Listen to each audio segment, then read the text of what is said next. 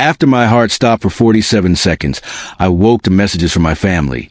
Call a taxi, and it's nicer without you. So I set a plan in motion to turn their comfort into consequences. And when they saw me on the evening news, they froze, because they knew something worse was coming. Before I take you through everything, do me a small favor and subscribe, and tell me where you're watching from so this story can reach even more people. The pain first arrived like a violent explosion blooming behind my ribs, splitting through bone and muscle like a hot blade. My eyes shot open into a haze of sharp white light, dripping down from sterile ceiling panels. Machines beeped around me in frantic rhythms. Tubes clung to my skin like coal vines. I tried to raise a hand, then regretted it instantly. My chest felt as if someone had pried it open with steel tools and forgotten to close it properly.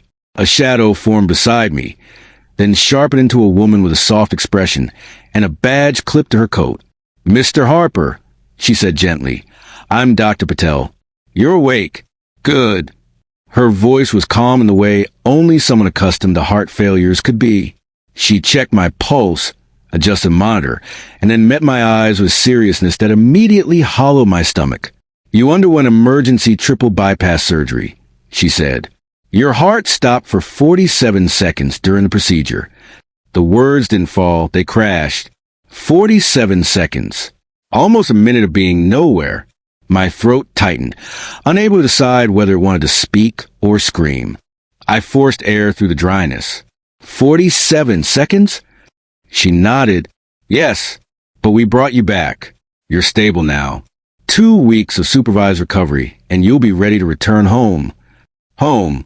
The word suddenly felt unfamiliar. A nurse appeared, a young woman with a warm smile who introduced herself as Emily. She adjusted the floor and gave me a small cup of water. "Pain level?" she asked. I lifted 2 fingers. She increased something in the tube, and within moments the unbearable edge of pain softened, though it still pulsed like a warning beneath every breath. When they left me alone, I turned my head slowly toward the bedside table where my belongings were stacked neatly. Glasses, wallet, phone. I reached the phone, wincing as a sharp tug reminded me of the fragile stitches across my sternum. I unlocked the screen expecting, no, hoping, to see something from my family. Even one word, even a missed call, anything. There was nothing. No message from my wife, Maya. No call from my son, Eric. The last text they had sent in the family group chat was 3 weeks old. A complaint about takeout food and a request for money. Not a single word about the surgery I had scheduled. Not one. My thumb hovered over the chat, then opened it. I reread the old messages, feeling the emptiness between them like a cold wind. They hadn't checked in. Not once. I had nearly died, and they carried on like I was a calendar reminder they had snoozed. My breathing grew shallow, not because of my heart, but because of something far deeper and older, a loneliness that had been sitting in me for years, quiet, waiting to be acknowledged. The hallway bustled with nurses and rolling carts, but inside my room it was painfully still. I stared at the ceiling tiles and felt something shift, a slow understanding creeping up my spine like a shadow stretching longer with the setting sun. It wasn't new. It had been growing for decades.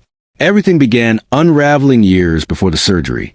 Back when I lived in a modest house on Thornfield Avenue in the quiet town of Ashford, I loved that house. I watered the lawn every Saturday, fixed every leak, painted every wall. I had poured myself into it the way lonely men pour themselves into the things they can control. The memories came like flashes. Too many, too fast. A summer afternoon in 2020. I was kneeling in the garden, planting tomato seedlings, sweat dripping into the soil. Tightness wrapped around my ribs like a belt pulled by invisible hands. I clutched the fence, gasping. From the back porch, Maya called, "You're too dramatic, Daniel. Coming before you overheat." Dramatic, as if the pain hadn't been real. As if asking for a moment of concern was unreasonable. Then 2021, stairs became mountains. Each night, I'd pause halfway, gripping the railing while my heart hammered like a fist against the door. "You're getting old, that's all," Maya would say without looking away from her shows. Eric was no better. At 28, he lived in our basement surrounded by LED lights and gaming consoles. Whenever I mentioned how exhausted I felt, he'd shrug. Doc, visits are expensive. Dad, try vitamins? Or, Google? I swallowed the memory like a pill with jagged edges. The worst episode before the surgery happened in March 2023. I collapsed in the kitchen while preparing coffee. I called for Maya, but my voice was frail. She arrived 10 minutes later. You fell, she asked. No fear, no urgency. Then she looked at her watch. I've got a salon appointment. Can you drive yourself? Drive myself to the ER after collapsing. The young doctor who examined me that day had eyes full of concern. Mr. Harper, you've had a mild heart attack, he said quietly. When I later told Maya and Eric, they simply nodded. Eric asked if it would affect his inheritance. Maya complained it would interfere with her plans for a weekend trip. I shoved the memories away, but they stayed. They always stayed. Back in the present, in that hospital room, my phone buzzed. A message finally. My heart jumped until I saw it was an automated pharmacy reminder. 2 days later, during morning rounds, Dr. Patel told me I could be discharged by the end of the week. I should have felt relief. Instead, I felt dread. Going home meant returning to the people who couldn't be bothered to show up even when my heart had stopped beating. Still, I typed out a message in the family group chat the morning of my discharge. The hospital is releasing me today. Before I could stop myself, I hit send. Eric replied first. Call a taxi. I'm watching TV. I stared.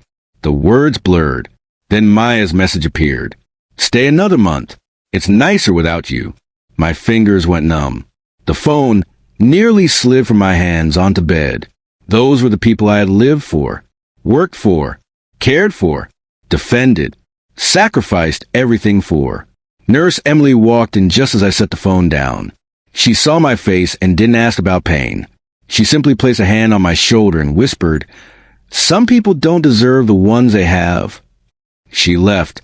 I sat in silence with my discharge paper spread out, the ink blurring every time my eyes filled. The words "it's nicer without you" played again and again like a broken recording. When I finally stepped outside and the cold air hit my face, something in me had shifted. Something quiet, decisive. If they didn't want me, they wouldn't get me. Not my money. Not my home. Not the comfortable life they built on my back. The taxi ride home was filled with clarity I had never felt in my 67 years. I wasn't going back to beg for love. I was going back to reclaim what was left of my life. And for the first time, I wondered if nearly dying had been the only thing capable of waking me up. The taxi rolled through Ashford's familiar streets, but everything looked warped, as if the town itself had shifted while I was unconscious. The driver, an older man with weathered hands and a soft accent, glanced at me through the rear-view mirror. "You okay back there, amigo?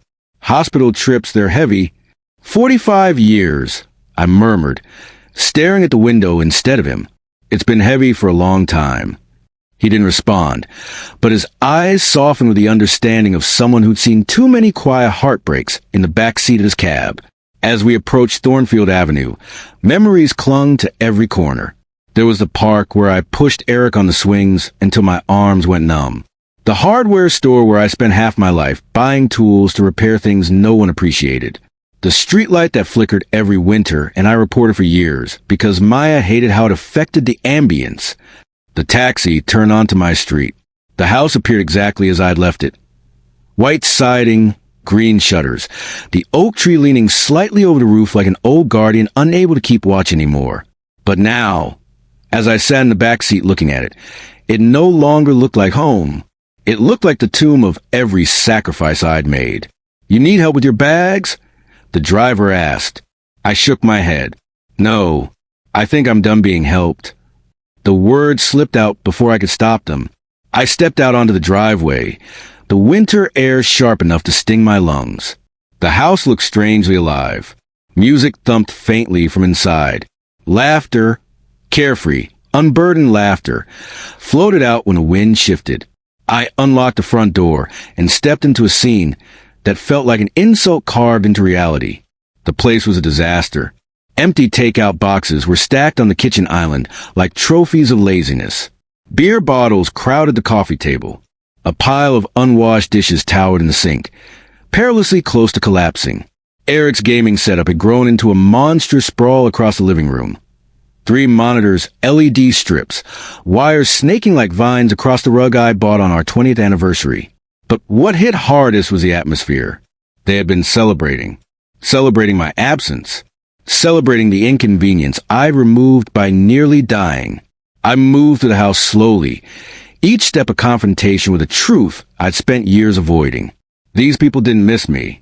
They didn't even notice my absence beyond the chores they didn't want to do. My belongings were shoved aside. My seat in the living room, the armchair where I used to read every night, was covered in Eric's laundry. Then I reached my study, or rather, what had been my study. The door creaked open, revealing boxes stacked carelessly, craft supplies spilling out, sewing kits open and abandoned like toys left behind by impatient children. My desk, my one sacred place, the surface where I kept old letters and journals, was buried. Dust coated the framed family photos I'd arranged so carefully. Photos I now realized told only one side of the story. The smiles were all mine. Theirs, now that I looked again, were always directed at something behind me. Something else. Something better. The safe was still where I left it, behind a false panel under the desk. My hands trembled slightly as I punched in the combination. Eric's birthday. Because that's what fathers do. They memorialize dates that no one else bothers to remember. The safe door swung open with a mechanical sigh. Inside was a blue folder containing my will, documents I'd written years ago with optimism still lingering in the ink. Paper that had once felt like a promise of security. I took out the will, sat in the only uncovered chair left in the room, and read the lines that now felt absurd. To my beloved wife, Maya Harper, I leave our home and all shared property. To my son, Eric Harper, I leave my financial assets, savings and accounts. Beloved wife, as if love had been preserved, as if devotion had been reciprocated. I laughed, a short, bitter sound that felt foreign coming from me. The papers shook in my grip. I felt something break inside, but it wasn't my heart this time. It was an illusion, a long illusion finally dying. My phone buzzed again. For a fleeting moment, I thought maybe they had checked in. Maybe they'd seen the missed opportunity to show kindness. But no, it was another advertisement. I placed the will back in the folder and closed the safe. Tomorrow, I would change everything. But tonight, I would allow myself to see clearly for the first time in decades. I walked back into the living room. Eric's gaming headset lay on the couch, loud with the sound of some online chat. His voice came through faintly, laughing with friends. Dude, my dad's still in the hospital. Peace and quiet has been amazing. My jaw tightened. I lowered the volume and turned off the monitor. Eric's digital world blinked out, replaced by the soft hum of the actual room. A room he'd treated like a frat house while his father clung to life. I went upstairs. Our bedroom looked untouched except for new clothes strewn across Maya's side of the bed and the smell of an expensive perfume I'd never even seen before. There was a time when I imagined growing old with her peacefully, sitting on the porch, arguing about small things, laughing about bigger ones. But people change. She had changed, maybe long before I noticed. I stood in the doorway, looking at the space that used to symbolize partnership, and realized the truth. I had been living with strangers, not enemies. That would imply they cared enough to oppose me. Strangers. The night stretched on quietly as I moved down the hallway, and eventually back downstairs. For the first time in my life, the house felt too big for me, too loud in its silence. I sat at the dining table, the one I had built myself back in the early 2000s when money was tight and Maya wanted something rustic. The varnish had aged, but the structure was still solid. Like me, older, worn, but not broken. I poured myself a glass of water and drank slowly, grounding myself in the simple act. Then something clicked inside me. A thought that started small, but grew rapidly into something fierce and undeniable. They don't deserve this life. They don't deserve this house. They don't deserve what I built. Not anymore. Not after this. I would not yell. I would not beg. I would not argue. I would act. And tomorrow, they would learn what it felt like when a man who has given everything finally decides to give nothing. The night settled into a strange calm. I slept on the living room couch. Not because I wanted to, but because my own bedroom no longer felt like mine. The blanket was too thin, the light too bright, my chest aching with every adjustment. Yet, beneath all of that, something new pulsed in me, a kind of resolve. Morning arrived colorless and cold. I felt the stiffness of surgery, but also the clarity of purpose. I showered, dressed slowly, and stepped outside. I was going to see an attorney, not to update the will, to rewrite my entire life. The law office of Hale and Jennings sat on the 15th floor of a tall glass building in downtown Ashford. Sleek, polished, distant. Exactly the kind of place where decisions with irreversible consequences were written in ink. The ride up the elevator felt like an ascent into something higher and colder than justice, a place where fairness was finally becoming visible. The receptionist, a young woman with careful posture, greeted me with a smile. "Good morning, Mr. Harper. Mr. Hale is expecting you." As I walked into his office, sunlight poured through the wide windows, washing the floor in white gold light. Martin Hale stood behind his desk, extending his hand. "Mr. Harper," he said warmly, "let's talk about your estate." I sat down, and everything I'd held back for 45 years began to unfold. Martin Hale studied me with a practiced neutrality, the kind attorneys mastered after years of hearing families tear themselves apart over inheritance. He folded his hands, leaning slightly forward. "Your message said you needed urgent changes to your estate plan. Why don't you start by telling me what happened?" I didn't rush. I didn't embellish. I simply spoke the truth, piece by quiet piece. My surgery, the 47 seconds my heart lay silent, the 2 weeks without a call, the discharge morning message, Eric's refusal, Maya's cruelty, the state of the house when I returned. I shared everything, until even the sunlight in the office seemed to dim under the weight of the story. Martin listened without interrupting, his jaw hardening slightly as I read the exact messages from my phone out loud. "Call a taxi. I'm watching TV. Stay another month. It's nicer without you." When I finished, he exhaled slowly. "Mr. Harper, I've handled hundreds of estate revisions, but I've never heard something this cold from immediate family." I nodded. "I made mistakes. I let myself believe caring was enough. Now I want to take back what I gave. All of it. And you want to leave your estate to someone else?" "A charity. Heart Hope Alliance. People who actually help families survive medical crises. They saved my life more than my own blood did." Martin's eyes warmed with approval. "That's a noble choice." "It's not noble," I said. "It's fair."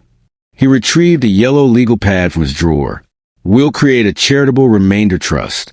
You keep lifetime access to the home, receive a modest monthly income, and upon your passing, everything transfers to charity." I felt something inside me settle, like a stone finally finding the right place to rest. He explained the structure.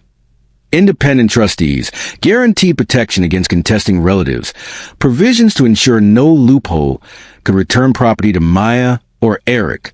The more he spoke, the lighter I felt. Every sentence he drafted was a brick being removed from the house of burdens I'd carried for decades. "Do you want any bequests left to your wife or son?" he asked cautiously. "No, not even a small amount." "No." Martin nodded respectfully. "Very well. Complete disinheritance."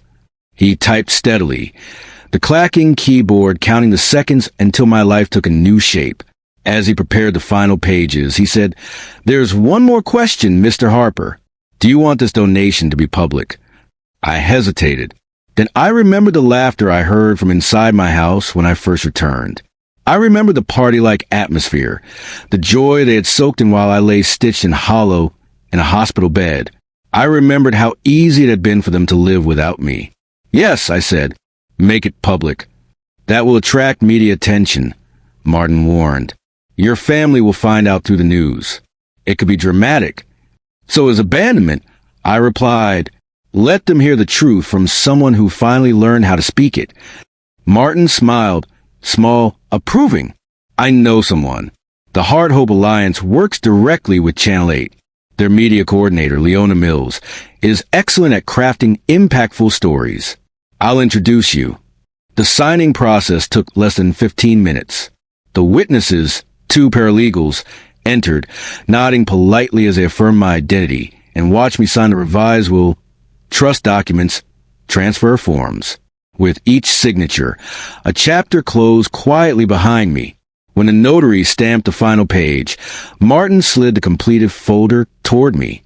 In 30 years of practice, he said, I've seen many people give away their estates, but almost none have done it with such clarity. Clarity, a word never associated with the last 4 decades of my life. I placed the documents into my jacket. They felt heavier and lighter at the same time, heavy with consequence, light with relief. Martin stood and offered his hand again. The Foundation's office is on the 12th floor. I'll call ahead so they're expecting you. Thank you, Mr. Hale. You're doing something powerful, he said, and something just... I left the office feeling strangely tall, as if the years that had bent me forward were beginning to uncoil. The elevator hummed softly as it carried me down 3 floors. When the doors opened, a bright, energetic lobby greeted me. Posters of heart health campaigns lined the walls. Smiling families, recovered patients, hope in bold colors. Leona Mills emerged before the receptionist even had time to announce my arrival. She was in her 40s, sharp and empathetic all at once, her eyes filled with the kind of focus that could turn any narrative into impact. Mr. Harper? I'm Leona. Thank you for coming, and thank you for your generosity. Martin told me a little about your story. A little? I managed a gentle laugh. There's more. She ushered me into her office, which was filled with framed articles and awards, evidence of someone who knew the power of storytelling. Why don't we start, she said, with what made you want to donate everything? I told her. I didn't sugarcoat it. I didn't shift blame. I didn't protect anyone anymore. I told her about the loneliness, the neglect, the surgery, the silence, the messages that sliced through whatever illusion remained. Leona took notes quickly but respectfully. When I finished, she looked at me with a mixture of sorrow and admiration. Mr. Harper, your story isn't just powerful. It's necessary. It will wake people up. It will show families what neglect really costs. Good, I said. Maybe someone else will see themselves in my mistakes before it's too late. Our media partners will want to interview you.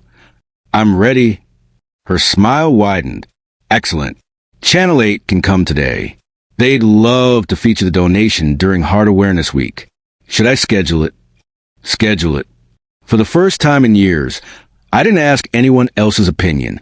I didn't worry about whether Maya would throw a fit or Eric would complain. I wasn't protecting anyone's comfort anymore. Mine mattered now.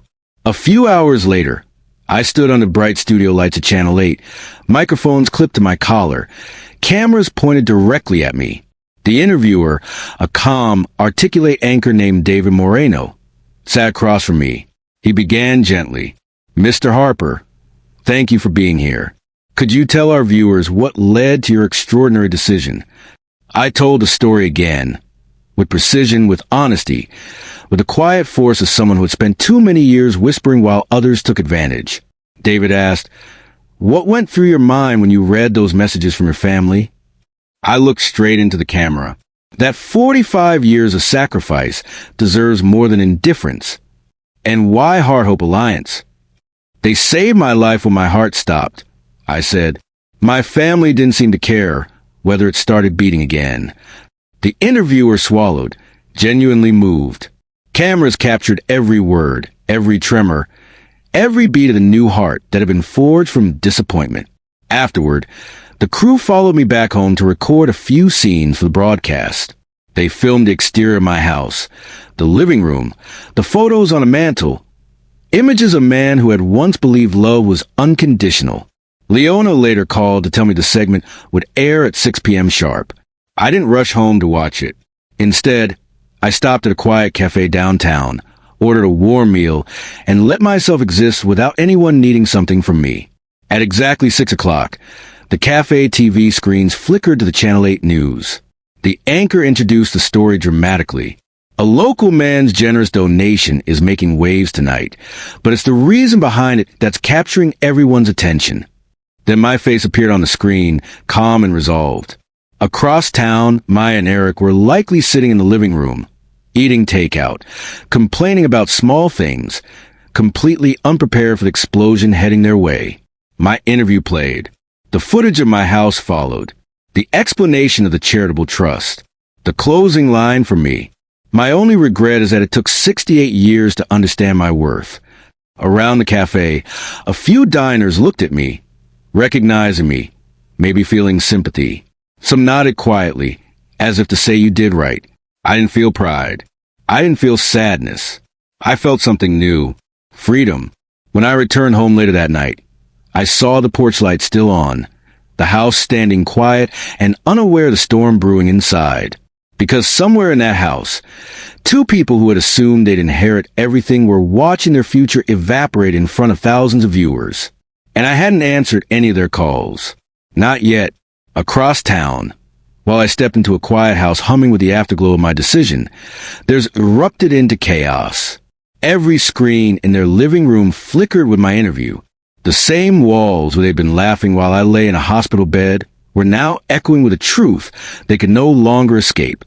The report displayed our house, my voice calmly describing abandonment, the reporter adding commentary about family neglect during medical crisis. The segment ended with the announcement that my entire estate, every asset Maya and Eric had assumed would someday be theirs, was now legally redirected to Heart Hope Alliance. Maya's magazine slid from her hands onto the floor. Eric's gaming controller clattered against the tile. For the first time in years, silence fell between them. They watched the screen with the wide-eyed terror of people suddenly seeing themselves through someone else's judgment. "That can't be right," Maya whispered, clutching her chest as if she were the one recovering from surgery. "He can't do that. He wouldn't." But the evidence spoke for itself. Eric scrambled for the remote, replaying the segment. He stood frozen as my voice filled the room. When I asked my family to pick me up after surgery, my son told me to call a taxi because he was watching TV. My wife told me to stay longer because life was nicer without me. Maya gasped as if the words physically struck her, because she recognized them verbatim. She knew she'd typed them without guilt, without hesitation.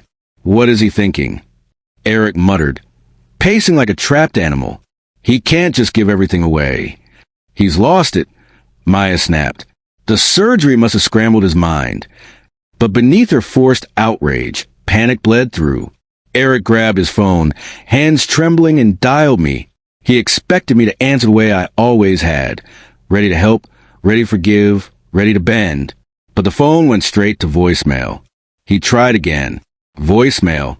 He cursed, threw the phone onto the sofa, then lunged for it again to try a third time. His message came out rushed, terrified. "Dad, it's Eric. What are you doing? Call me back immediately." Maya snatched the phone from him and dialed with shaking fingers. "Daniel Harper," she said sharply into the voicemail. "You call me back this instant. Do you hear me? This is insane." The next hour devolved into repeated calls, 67 in total, each one ringing into a silence I fully intended. Finally, Eric slammed the phone on the table. "He's ignoring us." Maya sank onto the couch, staring at the empty hallway. "Oh, God, everyone will see this. The neighbors, my friend, my sister." Her voice cracked. "What are we going to do?" For the first time in decades, they were confronted with consequences. Across town, I sat in the calm glow of my dining room lamp, the same lamp that had illuminated countless lonely dinners, and allowed myself a moment of quiet satisfaction. I didn't smile, but I didn't regret anything. My phone lay face down on the table, the screen finally silent. I finished my tea. The house echoed with a peace I had never allowed myself to imagine. Later that night, as I prepared for bed, the porch light flickered, a sign the bulb was dying. Normally, I would have replaced it immediately, but tonight I left it. I was done fixing things no one else cared about. Across town, Maya and Eric's panicked whispers stretched long into the night, and when dawn finally arrived, neither of them had slept, They watched the driveway like night guards waiting for a prison break, rehearsing the pleadings they hoped would undo everything. At 8:30 a.m., my key turned in the lock. I stepped inside, feeling their desperation before I even saw their faces. They were standing in the living room, blocking my path, eyes swollen from crying, fear painted across both their faces. "Dad," Eric said immediately, stepping forward. "We need to talk." Maya's voice followed, brittle but urgent. "Daniel, what is going on?" I removed my jacket with calm precision, hanging it neatly on the hook by the door. "Interesting question," I said, stepping past him toward the kitchen. "Where was this concern when I was in the hospital?" "Dad, please don't do this," Eric pleaded. "We made mistakes, okay? But you can't just throw your family away." I poured myself a cup of coffee before responding. "Funny," I said, stirring gently. "That's exactly how you treated me." They stood frozen. Then Maya stepped closer, her voice quivering. "What happened to forgiveness? To marriage vows?" I was stressed. I didn't mean what I wrote. I turned slowly, meeting her eyes with a kind of steady coldness I had never allowed myself before. "You meant enough to type it," I said. "You meant it enough to send it. You meant it enough to celebrate while I was gone." Eric's voice rose, cracking into panic. "We were wrong, but you can't give everything away. That house, this house, belongs to all of us." "No," I corrected softly. "It belongs to me." Their faces fell. "I bought it. I maintained it. I paid for every bill, every repair, every meal. And when I needed something, one simple act of compassion, you both gave me the clearest message of my life." Eric swallowed hard. "Dad, where are we supposed to go?" "That," I said, placing my coffee on the table, "is not my problem anymore." Maya gasped as if stabbed. "You're just going to abandon us?" I let out a quiet, humorless laugh. "You already abandoned me. I'm just adjusting to your example." Eric took a step forward. "Dad, be reasonable. You had your chance." I cut in. 45 years of chances. A silence, so thick it seemed to change the temperature, settled over the room. Finally, I said the words that would reshape everything. "You have 24 hours to leave this house." Maya staggered backward. Eric stared at me as if seeing a stranger. "You don't mean that," he whispered. "I do." Eric's voice cracked. "This is insane. We have nowhere to go." "You'll figure it out," I said. "Adults do." Maya clutched her chest. "Daniel, please." "You will pack," I continued. "You will leave, and you will not return without calling first." Eric clenched his jaw, rage mixing with fear. "We'll fight this. Legally. I've already made the changes legally." I gestured toward the door. "But by all means, waste your money discovering that." Their shoulders slumped. I walked toward the front door, slipping into my coat. "When I come back from my walk," I said, "I expect to see boxes." Eric called after me. "Dad, wait." But I didn't turn back. 24 hours, I repeated, and closed the door behind me. The morning air was crisp and cool against my healing chest as I walked down Thornfield Avenue, each step feeling lighter than the last. By the time I reached the end of the street, something dawned on me. I didn't feel alone. I felt free. When I returned an hour later, boxes were already stacked by the door. Inside, I could hear Maya crying and Eric cursing under his breath as they hurried to pack decades of entitlement into car trunks that suddenly seemed far too small. I sat on the porch, rocking gently in the chair I'd built years ago, and watched them work without lifting a finger to help. It was the first honest exchange between us in decades. They had always taken. Now, they were finally giving something back. Silence, space, distance, and the first real peace I'd tasted in 45 years. The next several hours unfolded like a slow, inevitable unraveling.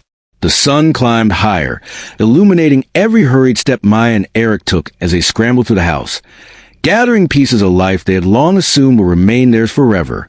I sat on the porch, coffee in hand, the rocking chair creaking softly beneath me. For years I'd fixed, supported, and soothed every crisis in this family. Now, for the first time, I simply watched. No instructions. No helping. No rescuing. Maya emerged from the doorway, carrying an armful of clothes that spilled onto the porch as she rushed toward her car. She bent down to gather them, her breath shaky, her eyes red. "Daniel," she said, not looking up from the fabric. "This isn't you. You're a good man. A kind man." I took a sip of my coffee. But kindness with no limits turns into permission. You took my patience as permission. She looked up, her expression breaking. "We can fix this." "No," I said softly. "You can only fix what you acknowledge." You never acknowledged anything. Her shoulders slumped, and she continued loading her car. Inside the house, Eric was cursing under his breath as he dragged his gaming tower out the front door. His face was flushed with panic. He didn't bother hiding anymore. He tripped on the porch step, almost dropping the equipment. "This is ridiculous," he snapped. "You can't seriously be doing this to your own family." I leaned back. My family made their feelings clear before I did. "You're supposed to love us," he shouted. "I did," I replied. "You didn't notice." He opened his mouth to argue, then stopped because he had no argument. He knew he'd never lifted a finger for me. Not once. Not when I needed help. Not when I was in recovery. Not even when I nearly died. Years of entitlement finally cracked into something raw and unfamiliar: accountability. Around noon, Mrs. Thurman from next door wandered over, her tiny dog trotting after her. She took one look at the scene, the boxes, the frantic movement, my calm posture, and raised a knowing eyebrow. "Trouble?" she asked gently. "Resolution," I corrected. Her eyes softened. "I saw the news, dear." "Good for you." Her words landed like balm, simple, honest, and far more comforting than any message from my own family. By mid-afternoon, the house looked as if it had been shaken by an earthquake. Boxes piled high, furniture dragged. The sound of drawers slamming echoed through the rooms. Maya appeared again, hair disheveled, cheeks streaked with tears. "We don't have anywhere to go," she whispered. "I don't have a job. I don't have savings." "That," I said, "is because you spent 45 years relying on someone you assumed would never stop giving." Her lips quivered. "I made mistakes." I nodded. "Most people do, but not everyone repeats them for decades." She stepped closer. "If you ever love me, even a little, don't do this." "That's the thing," I replied quietly. "I loved you too much for too long. I let that love blind me. I let you take without giving. I let you use my devotion as an excuse to never look at your own behavior." Her tears fell harder, but I felt no triumph, just closure. Around 4 o'clock, Eric plopped down on the steps, breathing heavily. "Dad," he said, voice raw, "be honest, is this really because of those texts?" I looked at him for a long moment. "No," I said, "this is because those texts revealed what you had already felt for years." A pause. "Dad," he said quietly, "I don't know how to do this." "You never learned," I replied, "because I never force you to." He lowered his head, shame finally taking root. Then he stood and went back inside to finish packing.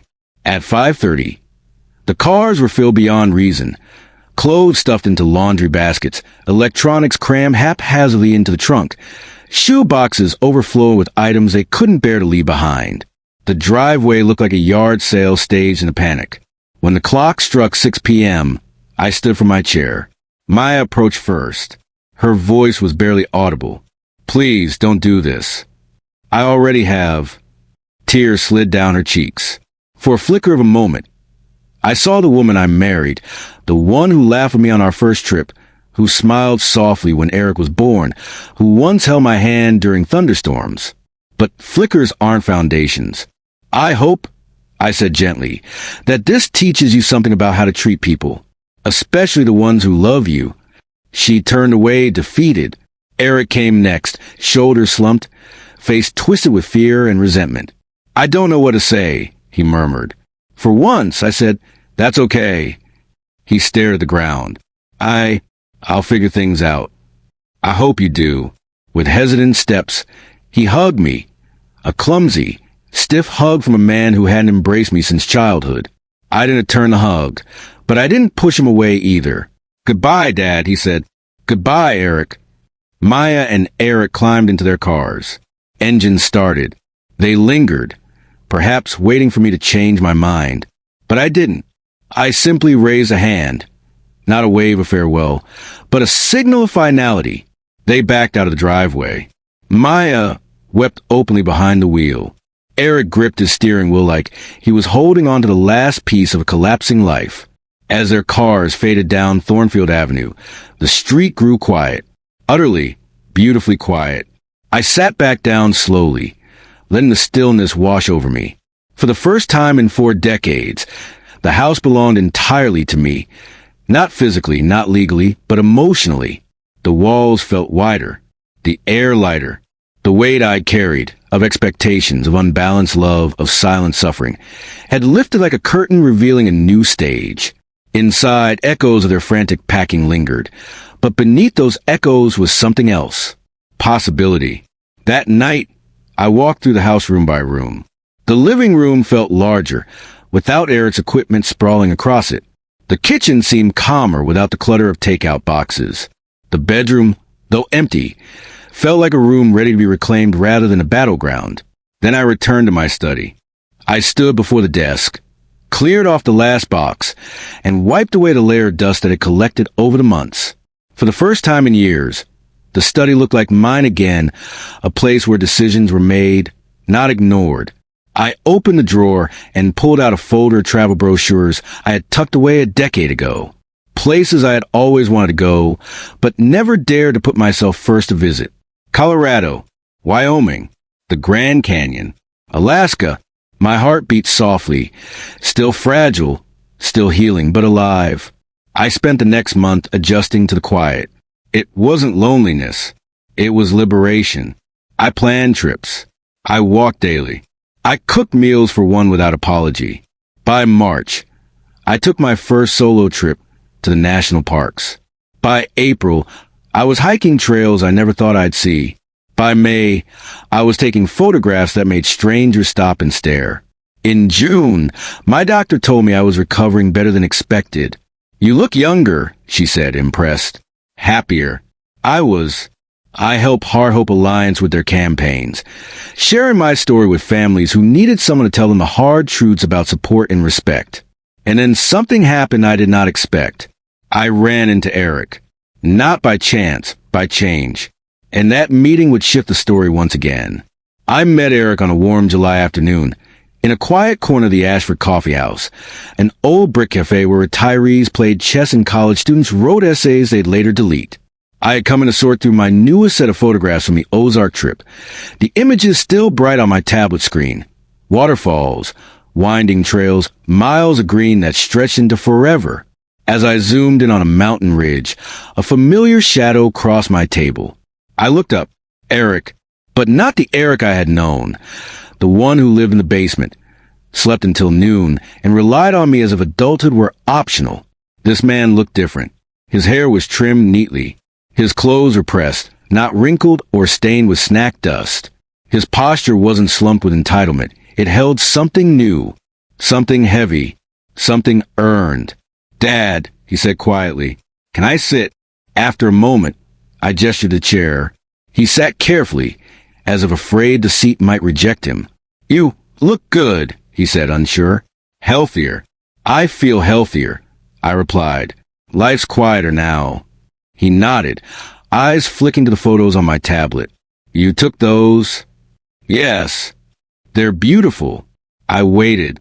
He was the one who had come here, and whatever he'd come to say, I wanted it to be his choice, not something I coaxed or demanded.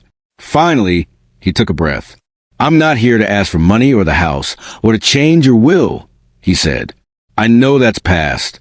I know I don't deserve any of it." The honesty in that sentence, not the words, but the weight, caught me off guard. "I'm here because I wanted you to know I get it now." He rubbed his palms together, a nervous habit he'd had as a child. "When you kicked us out, I hated you," he admitted. "I blamed you for everything.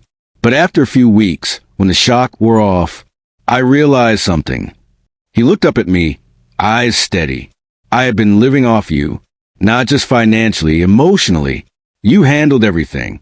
I never had to stand on my own feet. I didn't interrupt. I got a job, Dad, a real one, at an advertising firm downtown. It's hard, stressful. Clients yell. Deadlines pile up, but I show up every day and I pay my own rent.